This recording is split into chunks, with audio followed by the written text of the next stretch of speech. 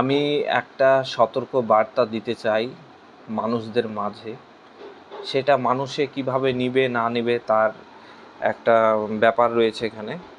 কারণ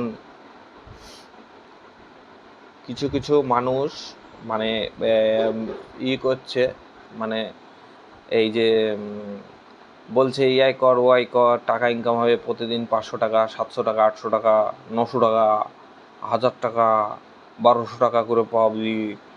এই মতলবে পড়বেন না, নিজের অ্যাকাউন্ট খবরদার কাউকে দিবেন না। ধন্যবাদ। এবং যে কোনো ডকুমেন্টস, ভোটের ছবি, আধার কার্ড, প্যান কার্ড, এগুলো কাউকে কখনো দেওয়ার চেষ্টা করবেন না। আপনারা সতর্ক থাকুন, ভালো থাকুন, সুস্থ থাকুন, এটাই আমি চাই।